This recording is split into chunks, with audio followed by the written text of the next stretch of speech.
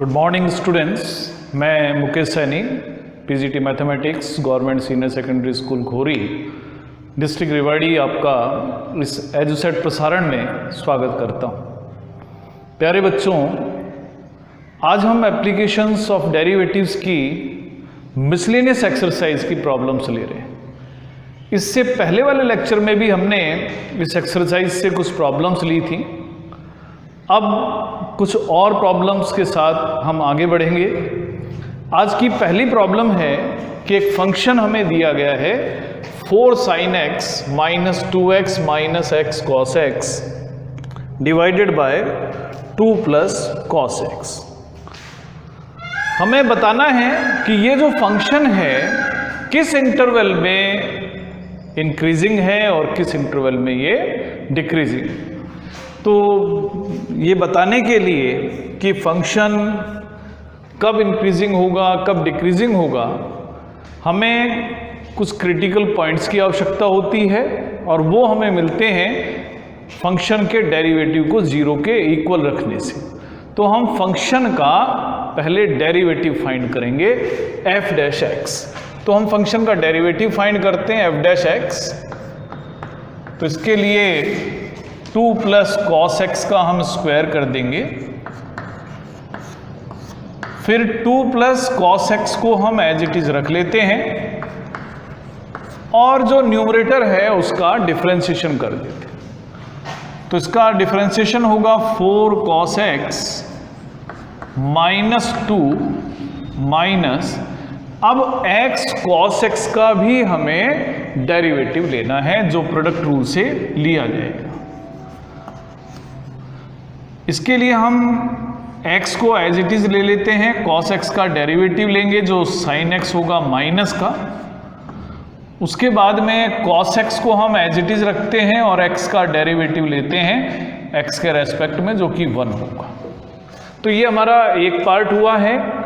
आगे अब हम न्यूमरेटर को एज इट इज रख लेते हैं 4 sin x minus 2x minus x cos x और डिफरेंशिएशन अब करेंगे 2 प्लस cos x का। तो ये डिफरेंशिएशन होगा माइनस sin x। अब इसको हम सिंप्लीफाई कर लेते हैं।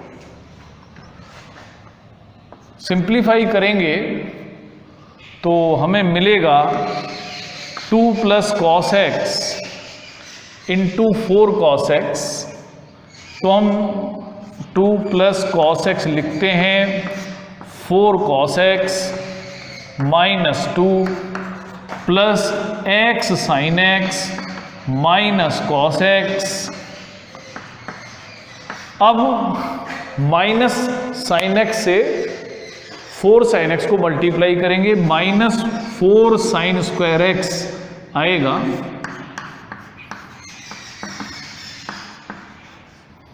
प्लस 2x sin x होगा plus x sin x cos x। Denominator में किसी प्रकार का कोई हमने सिंप्लीफिकेशन करा नहीं है तो उसको हम एज इट इज ही लिखते हैं। अब हम मल्टीप्लिकेशन शुरू करते हैं। पहले 2 से मल्टीप्लाई करेंगे, 8 cos x minus 4 plus 2x sin x minus 2 cos x। ये हमने 2 से सारे टर्म्स को मल्टीप्लाई कर दिया। अब हम करेंगे cos x से मल्टीप्लाई। ये जो टर्म्स आएंगी 4 cos square x minus 2 cos x plus x sin x cos x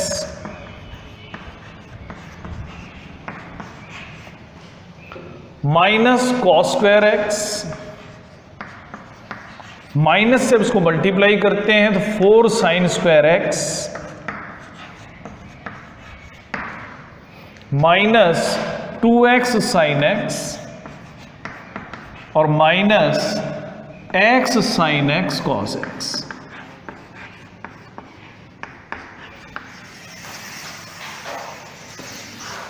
2 plus cos x का जो स्क्वायर है वो एज इट इज रहना ही है। अब हम सिंप्लीफाई करते हैं, जो लाइक टर्म्स हैं उनको हम इकट्ठा ले लेते हैं। जैसे पहली कॉस एक्स वाली टर्म लेते हैं, एक टर्म 8 कॉस एक्स है, दूसरी -2 कॉस एक्स, -2 कॉस एक्स। अब कॉस एक्स की कोई और टर्म नहीं है तो 8 कॉस एक्स पॉजिटिव हैं और 4 कॉस एक्स नेगेटिव हैं, यानी कि हमारे पास बचता है 4 कॉस एक्स। तो हम इसको लिख लेते हैं एफ डैश एक्स। सिंप्लीफिकेशन के बाद बच रहा है 4 कॉस एक्स। उसके बाद कांस्टेंट की बारी है -4। अब इसके अलावा और कोई कांस्टेंट नहीं है तो -4।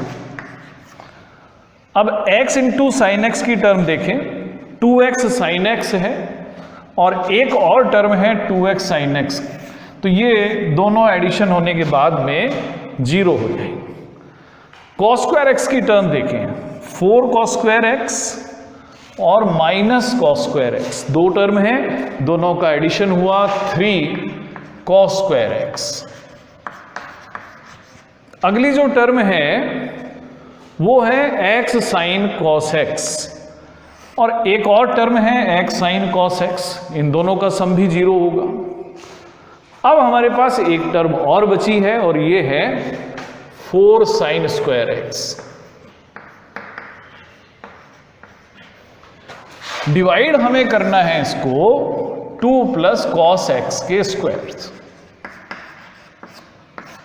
इसको और सिंप्लीफाई करने के लिए, क्योंकि सारी टर्म यहां कॉस की ही हैं, तो साइन स्क्वायर एक्स को भी हम कॉस स्क्वायर एक्स में कन्वर्ट कर देते हैं और इसको लिख देते हैं 1 minus cos square x. Divide कर देंगे 2 प्लस कॉस एक्स के स्क्वायर्स। और आगे सॉल्व कर लेते हैं।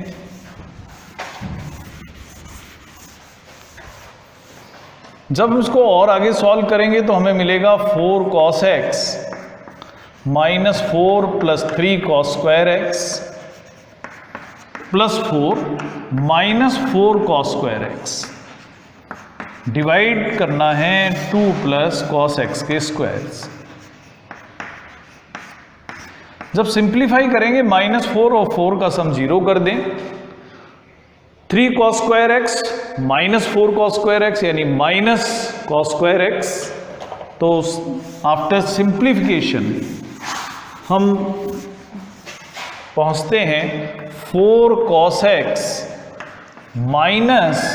-cos स्क्वायर एक्स पर, divided by 2 plus cos x का square.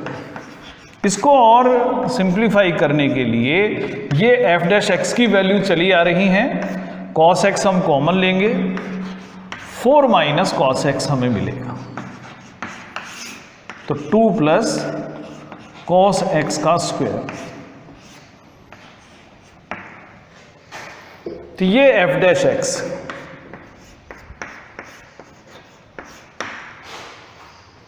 cos x into 4 minus cos x divided by 2 plus cos x का स्क्वायर।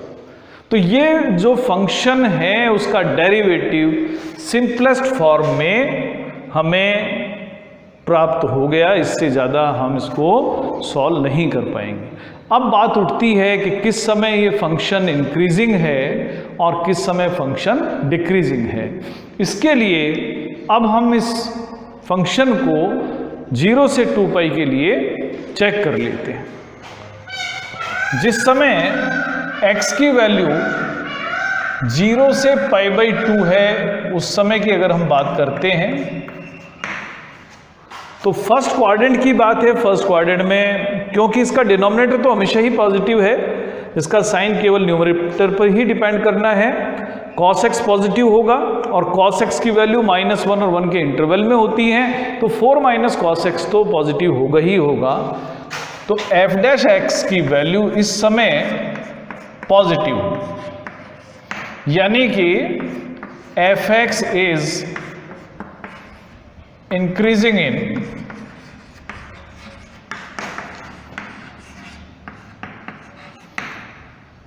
0 to π/2, और स्पेशली हम कह सकते हैं स्ट्रिक्टली इंक्रीजिंग होगा अगर 0 से π/2 के ऊपर इंटरवल की बात करें तो। अगर x की वैल्यूज माइनस ये π/2 से 3π/2 के बीच में हो, यानी या तो सेकंड क्वाड्रेंट में हो या थर्ड क्वाड्रेंट में हो, तो ये आपको पता है कि सेकंड क्वाड्रेंट और थर्ड क्वाड्रेंट दोनों में ही cos x नेगेटिव होता है। इस कारण से cos x नेगेटिव होगा, और 4 माइनस cos x की वैल्यू तो आप चाहे किसी भी क्वाड्रेंट में देख लें पॉजिटिव ही होगी। तो इस समय f dash x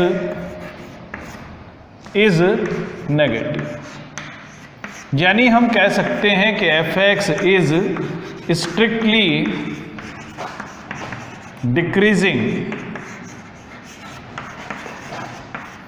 when x lies in interval π/2 to 3π/2।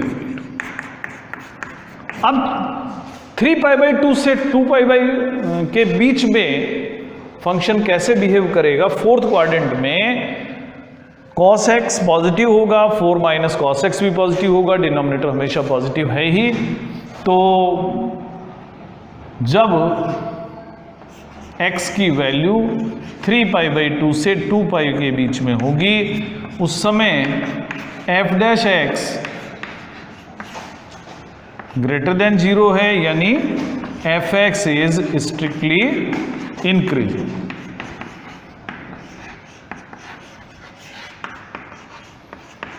यानी अब हम कंक्लूड कर सकते हैं कि अगर फंक्शन में जो x है एंगल 0 से π/2 के बीच में हो या 3π/2 से 2π के बीच में हो, तो वहां पर फंक्शन स्ट्रिक्टली इंक्रीजिंग होगा। और अगर ये x की वैल्यू π/2 से 3π/2 के ओपन इंटरवल में है तो फंक्शन स्ट्रिक्टली डिक्रीजिंग होगा। अब इसी प्रकार से जो अगला क्वेश्चन है जो 7th है, वो भी इंक्रीजिंग और डिक्रीजिंग क्वेश्चन से ही संबंधित है। जो फंक्शन हमें दिया हुआ है वो है f(x) = x³ + 1/x³।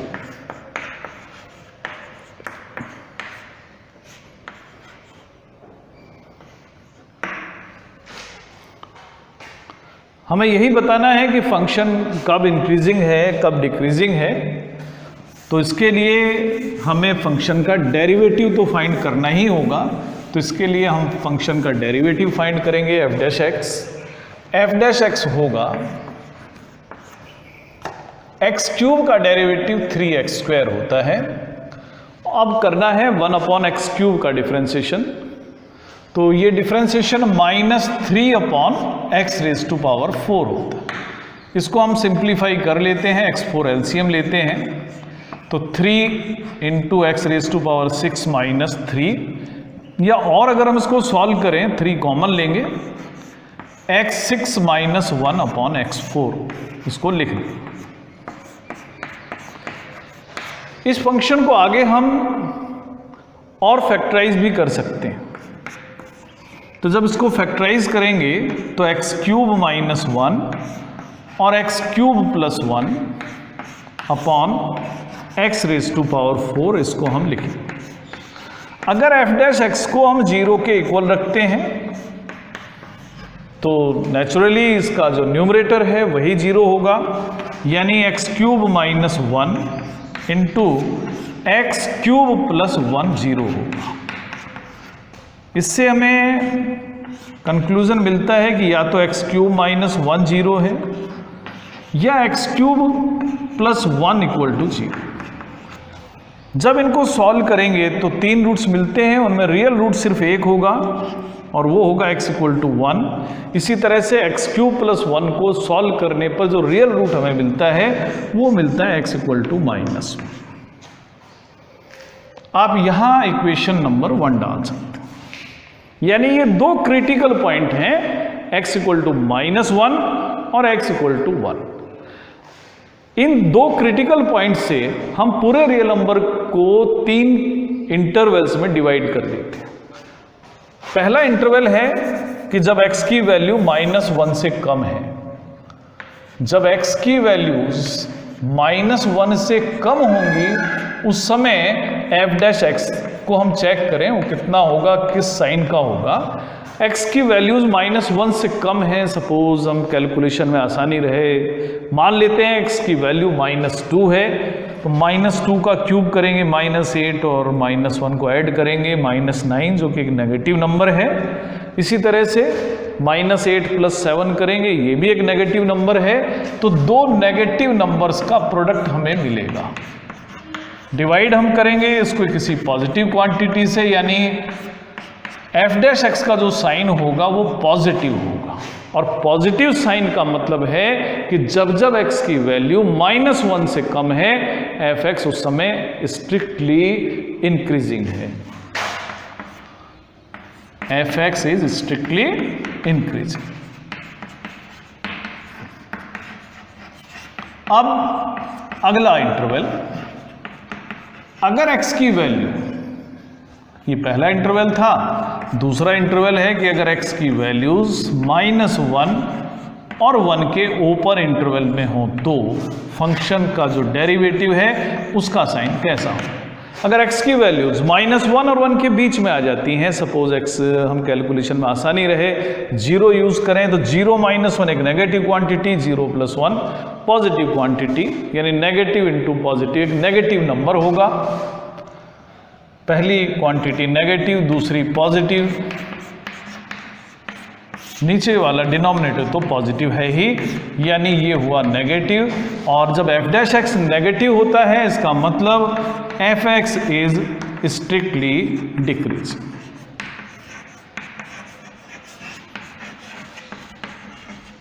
तो जब जब x की वैल्यूज -1 और 1 के ऊपर इंटरवल में होंगी फंक्शन स्ट्रिक्टली डिक्रीजिंग फंक्शन होगा। अब अगली स्थिति की बात करें, जब x की वैल्यूज ग्रेटर देन 1 होंगी उस समय f' कैसा होगा। x क्योंकि ग्रेटर देन 1 है तो x³ - 1 भी पॉजिटिव होगा, x³ + 1 भी पॉजिटिव होगा। दो पॉजिटिव नंबर्स का प्रोडक्ट पॉजिटिव होगा। पॉजिटिव नंबर से ही डिवाइड करेंगे तो भी पॉजिटिव नंबर ही आएगा, यानी जो फंक्शन है वो x ग्रेटर देन 1 के लिए स्ट्रिक्टली इंक्रीजिंग।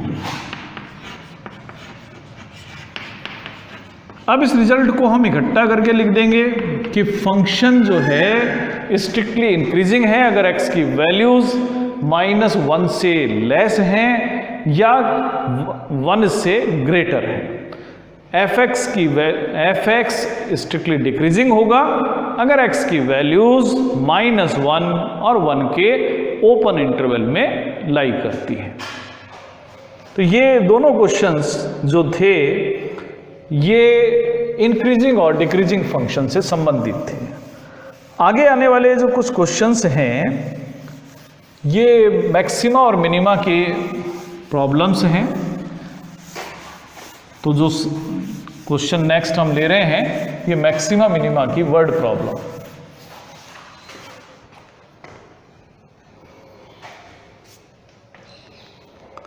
एट्थ क्वेश्चन है कि find the area of N isosceles triangle which is inscribed in an ellipse whose one vertex is at the end of major axis। एक हमें ellipse given है, ellipse है x² plus x² upon a² plus y² upon b² equal to 1। तो ये इस तरीके का कोई एलिप्स है।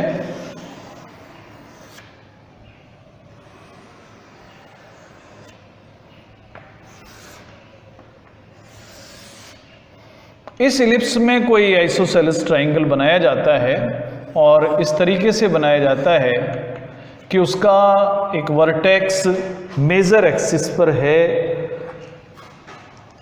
सपोज A0 उसका एक वर्टेक्स है, इसका नाम हम A ले लेते हैं। ABC वो हमने आइसोसेलेस ट्राइंगल लिया। हम मान लेते हैं कि ये जो पॉइंट B है इसके कोऑर्डिनेट्स A cos थीटा और B sin थीटा हैं। तो इस कारण से जो पॉइंट C है उसके कोऑर्डिनेट्स होंगे, क्योंकि x तो यहाँ पर सेम ही है, ये पॉइंट 0 0 है, तो x तो सेम रहेगा, केवल y कोऑर्डिनेट में जो चेंज होगा वो सिर्फ इतना होगा कि यहाँ पर ये पॉइंट B sin थीटा है, तो C पॉइंट पर जो y कोऑर्डिनेट है -b sin थीटा। तो ये हमारा ट्रायंगल बन रहा है इन टर्म्स ऑफ थीटा। इसका एरिया हम चाहते हैं कि मैक्सिमम हो, तो इसके लिए पहले हमें area of triangle ABC find करना होगा और इसके लिए कोऑर्डिनेट ज्योमेट्री की हेल्प लेनी पड़ेगी। तो एरिया ऑफ ट्रायंगल ABC की हम बात करते हैं। तो एरिया ऑफ ट्रायंगल ABC होगा हाफ, आपने पढ़ा था 11th क्लास में भी आपने पढ़ा एरिया ऑफ ट्रायंगल के बारे में कि अगर किसी ट्रायंगल के vertices x1 y1 x2 y2 और x3 y3 हो तो उस ट्रायंगल का एरिया एक डिटरमिनेंट की हेल्प से हम फाइंड कर सकते हैं, और वो एरिया होता है half of x1 y1 1 x2 y2 1 और x3 y3 1। अब यहाँ पर x1 y1 से मतलब हम a y1 0 और 1, x2 का मतलब है a cos थीटा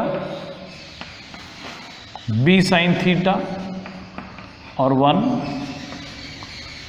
x3 यानी a cos theta -b sin theta और 1। इस डिटरमिनेंट को सॉल्व करने पर जो वैल्यू आएगी वही इस ट्रायंगल का एरिया होगा। इसको सॉल्व करते हैं।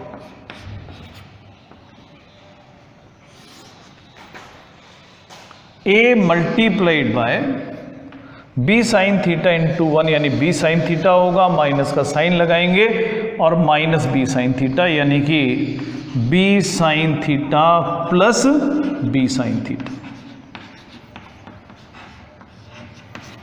उसके बाद में 0 के साथ मल्टीप्लिकेशन होता है, लेकिन क्योंकि यहाँ 0 है तो आंसर भी 0 ही आएगा। अगली टर्म हम लेते हैं 1 को मल्टीप्लाई करते हैं -ab sin theta cos theta,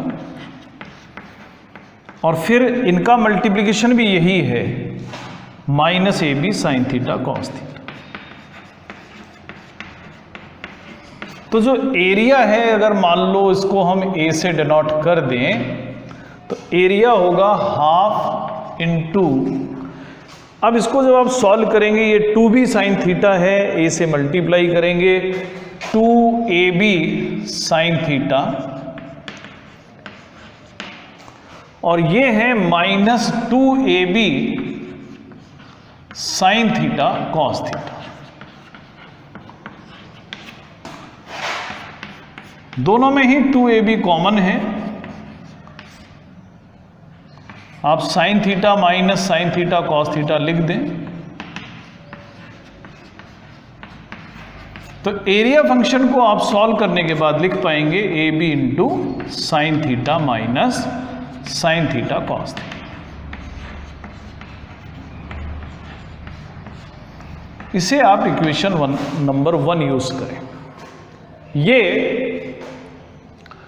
जो इक्वेशन बनी है ए और थीटा में है, तो ये डिपेंड करती है थीटा पर। मैक्सिमम एरिया के लिए जो उसका डेरिवेटिव है थीटा के रेस्पेक्ट में 0 होना चाहिए। For maximum area dA by D theta 0 हो।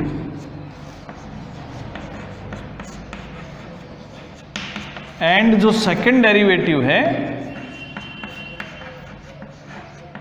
वो नेगेटिव होना चाहिए। पहला काम है dA by D theta find करते हैं। AB तो कांस्टेंट है, साइन थीटा का डिफ्रेंशिएशन करते हैं, ये कॉस थीटा होगा। Sine theta into cos theta, product rule है, साइन थीटा को हमने एज इट इज रखा। अब कॉस थीटा का डेरिवेटिव लिया जो माइनस साइन थीटा होगा, तो साइन थीटा को माइनस साइन थीटा से मल्टीप्लाई करेंगे तो माइनस साइन स्क्वायर थीटा होगा। अब हमने कॉस थीटा को एज इट इज रख लिया और साइन थीटा का डेरिवेटिव किया जो कॉस थीटा होगा, कॉस थीटा से मल्टीप्लाई करेंगे तो ये कॉस स्क्वायर थीटा आ जाए। यानी कि आप लिख सकते हैं A B into cos theta minus cos square theta minus sine square theta का मतलब कॉस 2 थीटा। ये D A by D theta है। इसको आप इक्वेशन नंबर 2 यूज कर सकते हैं। D A by D theta को जब हम 0 के इक्वल रखेंगे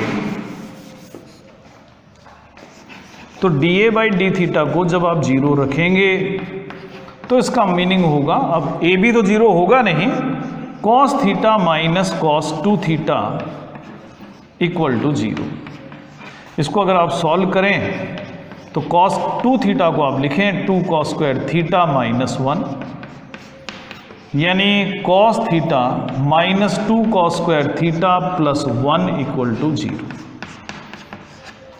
इसको हम माइनस से मल्टीप्लाई कर दें तो लिख सकते हैं 2 cos square theta minus cos theta minus 1 equal to 0। इस क्वाड्रेटिक इक्वेशन के फैक्टर्स हो जाएंगे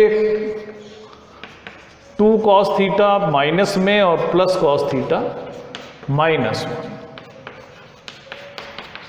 2 कॉस थीटा कॉमन लेंगे तो cos theta minus 1 plus cos theta minus. तो कॉस थीटा माइनस 1 और 2 cos theta plus 1 equal to 0। Cos theta की value या तो 1 होगी, कॉस थीटा इक्वल टू 1 होने का मतलब है थीटा 0, या फिर 2 cos theta plus 1 equal to 0 होगा, कॉस थीटा माइनस 1/2 होगा। कॉस थीटा की वैल्यू माइनस 1/2 है, यानी कि थीटा की वैल्यू पाई माइनस पाई/3 होगी, यानी कि 2π/3। क्योंकि ट्रायंगल में ये तो आप जानते ही हैं कि थीटा की जो वैल्यू है वो 180 डिग्री से ज़्यादा तो नहीं होगी, तो थीटा इसलिए हमें 2π/3 या थीटा इक्वल टू 0 ही लेना होगा। लेकिन अगर मैं थीटा इक्वल टू 0 ले लेता हूं तो बी पॉइंट्स के कोऑर्डिनेट्स हम देखते हैं a cos 0 a cos 0, cos 0 1 होता है, यानी बी पॉइंट के कोऑर्डिनेट a और 0, और ऐसे ही पॉइंट C के कोऑर्डिनेट्स भी a0 होंगे। तो यानी ये तीनों पॉइंट एक ही पॉइंट पर आएंगे तो वो ट्रायंगल नहीं बनेगा, तो थीटा इक्वल टू 0 तो नहीं होगा। एक ही पॉसिबिलिटी है कि थीटा की वैल्यू 2π/3 हो सकती है। अब जब थीटा की वैल्यू 2π/3 है उस समय सेकंड डेरिवेटिव और फाइंड करें, वहीं से हमें कंफर्म होगा कि एरिया मैक्सिमम है या नहीं है। इक्वेशन 2 को एक बार और डिफरेंशिएट करें, d2a d theta square find करते हैं। ए बी कांस्टेंट है, कॉस थीटा का डेरिवेटिव माइनस साइन थीटा है, माइनस कॉस 2 थीटा का डेरिवेटिव माइनस साइन 2 थीटा,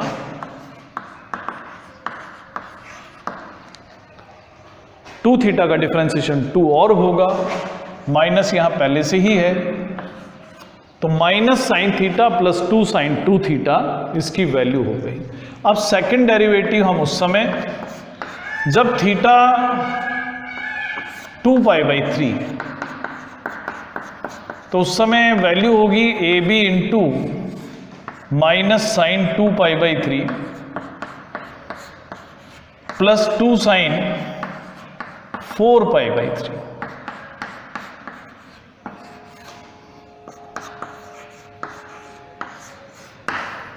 अब इनकी वैल्यूज जरा देखें क्या होंगी। साइन 2π/3 सेकेंड क्वाड्रेंट का एंगल है, साइन 2π/3 पॉजिटिव होगा लेकिन माइनस साइन से मल्टीप्लाई होकर माइनस होगा। साइन 4π/3 240 डिग्री है, जो कि थर्ड क्वाड्रेंट में है। थर्ड क्वाड्रेंट में साइन नेगेटिव होगा, और इस कारण से ये जो भी वैल्यू आएगी नेगेटिव। नेगेटिव वैल्यू को पॉजिटिव से मल्टीप्लाई करेंगे तो भी नेगेटिव ही होगा, यानी कुल मिलाकर सेकंड डेरिवेटिव लेस देन 0 ही होगा। यानी area is maximum when theta is 2π/3। जब थीटा 2π/3 है उस समय एरिया मैक्सिमम है, और वो मैक्सिमम एरिया कितना है वो भी हमें फाइंड करना होगा। तो मैक्सिमम एरिया फाइंड करने के लिए जो इक्वेशन नंबर 1 थी, जहां से हमें एरिया फाइंड किया था हमने, maximum area is AB into sine 2π/3 minus sine 2π/3 into cos 2π/3। Equation 1 में ये वैल्यूज हमने पुट करी। साइन 120 डिग्री की वैल्यू जितना साइन 60 की वैल्यू होती है उतना ही होती है, यानी √3/2 माइनस √3/2। अब कॉस 2π/3 की जो वैल्यू है -1/2 होती है। माइनस से आप इसको मल्टीप्लाई करेंगे तो आपको मिलेगा प्लस। आप सॉल्व कर लीजिए, एलसीएम लीजिए 4, 2√3 प्लस √3, यानी जब आप सॉल्व करेंगे तो 3√3/4 AB स्क्वायर यूनिट्स। ये इस ट्राइंगल का एरिया। तो प्यारे बच्चों, क्वेश्चंस कुछ लेंथी हैं, समय ज़्यादा लग जाता है। आज के लेक्चर में हम यही क्वेश्चंस कवर कर पाएंगे। अगले क्वेश्चंस के साथ हम फिर मिलेंगे, तब तक के लिए धन्यवाद।